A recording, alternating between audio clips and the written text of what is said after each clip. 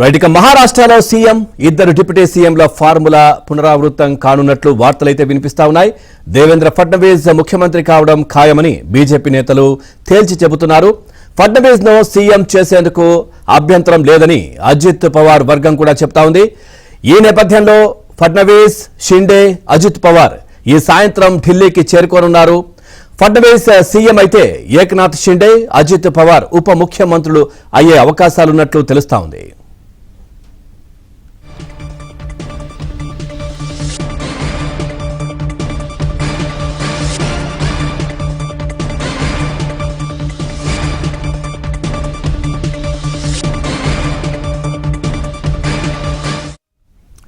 శివసేనకు 10 నుంచి 12 మంత్రి పదవులు దక్కే అవకాశాలుందని, షిండేకు డిప్యూటీ సీఎంతో పాటు పట్టణాభివృద్ధి, ఇతర ముఖ్యమైన శాఖలు కేటాయించే అవకాశం ఉన్నట్లు తెలుస్తా ఉంది.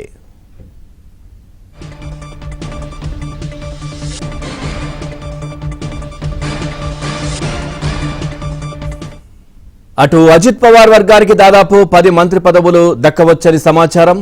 అజిత్ పవార్ కు డిప్యూటీ సీఎంతో పాటు ఆర్థిక శాఖ కూడా దక్కే అవకాశం ఉన్నట్లు తెలుస్తా ఉంది.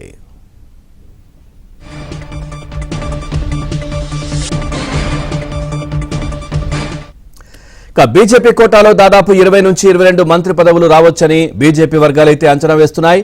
అయితే షిండే లాడ్లీ బెహన్ స్కీమ్ తీసుకొచ్చి 2.5 ఏళ్లు మంచిగా పనిచేశారని, అందుకే ఆయనకు మరోసారి సీఎం పదవి దక్కాలని షిండే, శివసేన నేతలైతే కోరుతున్న పరిస్థితి. ఓవరాల్ గా అసలు ఏం జరుగుతోంది ఢిల్లీలో అనే అంశానికి సంబంధించి మరింత సమాచారాన్ని మా Delhi bureau chief Krishna live లో అందిస్తారు. కృష్ణ, ఒక ముఖ్యమంత్రి, ఇద్దరు ఉప ముఖ్యమంత్రుల ఫార్ములాను బీజేపీ ముందుకు తీసుకొస్తున్నట్టుగా తెలుస్తోంది. పూర్తి డీటెయిల్స్ ఏంటి దీనికి సంబంధించి? పవన్, ఏదైతే గతంలో ఉన్నటువంటి ఫార్ములానే ఇప్పుడు పునరావృతం అయ్యేటట్టు ఉంది. మహారాష్ట్రలో ఒక సీఎం, ఇద్దరు డిప్యూటీ సీఎంలతో కొత్త ప్రభుత్వం ఏర్పాటయ్యే అవకాశం ఉంది. అయితే సీఎం ఎవరు అన్నదానిపైన కూడా కొంత స్పష్టత వచ్చినట్లుగా మనకు అందుతున్నటువంటి సమాచారం. మహారాష్ట్ర సీఎంగా బీజేపీ నేతనే మహారాష్ట్ర సీఎం చేయబోతున్నారు. గతంలో ఏదైతే సీఎంగా 2 సార్లు చేసినటువంటి ఫడ్నవీసే ఈసారి సీఎం కాబోతున్నట్లుగా మనకు అందుతున్నటువంటి సమాచారం. ఫడ్నవీస్ సీఎం అవుతారు. అదేవిధంగా డిప్యూటీ సీఎంలుగా షిండే, అదేవిధంగా అజిత్ పవార్లను డిప్యూటీ సీఎం పదవులు ఇవ్వడంతో పాటు వాళ్ళకు కొన్ని కీలకమైనటువంటి శాఖలు అప్పగించే అవకాశం ఉంది. అజిత్ పవార్కు ఆర్థిక శాఖతో పాటు 10-12 శాఖలు ఎన్సీపీకి ఇవ్వబోతున్నారు. షిండేకి కేంద్ర అక్కడ ఉన్నటువంటి పట్టణాభివృద్ధి శాఖతో పాటు కొన్ని ముఖ్యమైనటువంటి శాఖలు కూడా ఆయనకి ఇవ్వబోతున్నారు. అయితే ప్రస్తుతానికైతే బీజేపీ ఈసారి ముఖ్యమంత్రి పదవిని వదులుకునే అవకాశమే లేదు అన్నది బీజేపీ నేతలు కూడా చెప్తున్నటువంటి మాట. ఇప్పటికే ఫడ్నవీస్కి కేంద్ర నాయకత్వం కూడా ఆ మేరకు హామీ ఇచ్చినట్టుగా తెలుస్తుంది. అయితే మరి ఫడ్నవీస్కి సీఎం పదవి ఇస్తున్న నేపథ్యంలో మిగతా ఇద్దరిని కూడా ఏ విధంగా మనం ఎదుర్కోవాలని కూడా చూస్తుంది. అజిత్ పవార్ అయితే ఫడ్నవీస్కి దాదాపు మద్దతు ఇచ్చినట్టుగా తెలుస్తుంది. షిండే కాకుండా సీఎంగా ఫడ్నవీస్ ఉంటేనే బాగుంటుందన్న అభిప్రాయాన్ని అజిత్ పవార్ ఇప్పటికే వ్యక్తం చేశారు. కానీ నిన్న మొన్న అయితే అజిత్ పవార్ కూడా సీఎం రేస్లో ఉన్నారు.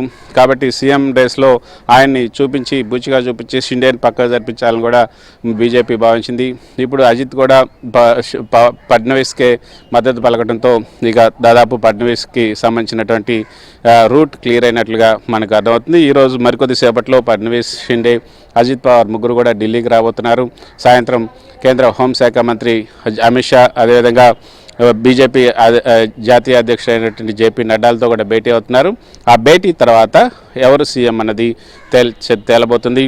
మరి ఒకవేళ సీఎం పదవి కనుక బీజేపీకి వస్తే డిప్యూటీ సీఎంలు ఎవరు, తర్వాత వాళ్ళకి ఇచ్చే పదవులు ఏంటి అంటే ఈ విధంగా నెగోషియేట్ చేసే అవకాశం ఉంది. కానీ షిండే మాత్రం తన ముఖ్యమంత్రి పదవిని వదులుకోవడానికి సిద్ధంగా లేరు అన్నది ఒక వార్త అయితే శివసేన నేతలు చెప్తున్నారు.